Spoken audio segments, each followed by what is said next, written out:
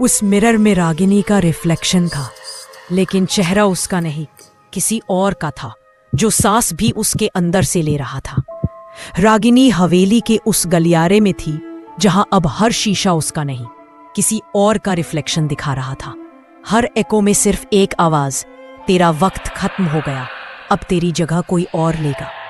तभी अचानक एक कांच का दरवाजा खुला और रागिनी अपने ही कमरे में पहुंच गई, पर सब कुछ उल्टा था। घड़ी उल्टी चल रही थी। कैलेंडर 7 साल पहले का था और दरवाजे पर लगी नेम प्लेट पर लिखा था, Anay the forgotten one. Ragini का दिमाग घूम गया। उसने दर्पण में देखा और उसका रिफ्लेक्शन अनय का था। उसके हाथ छोटे हो चुके थे, आवाज पतली हो गई थी।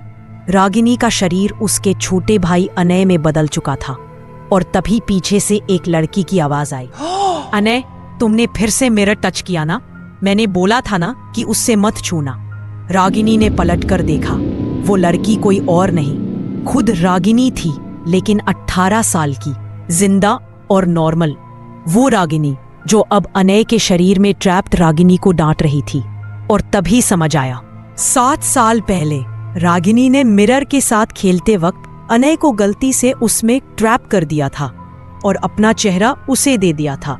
अनय उस मिरर में रागिनी बन गया और असली रागिनी उस इंसिडेंट को भूल चुकी थी।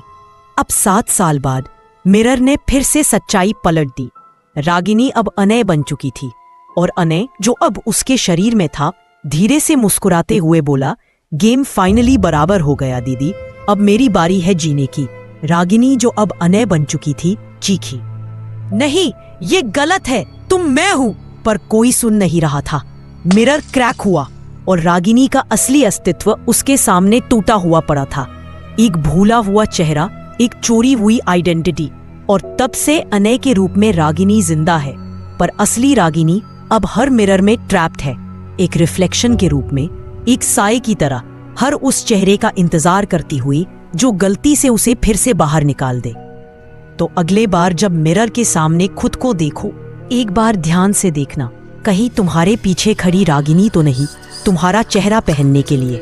अगर इस कहानी ने तुम्हारे रोंगटे खड़े कर दिए तो चैनल को सब्सक्राइब करो और अपने दोस्तों को भेजो ये स्टोरी।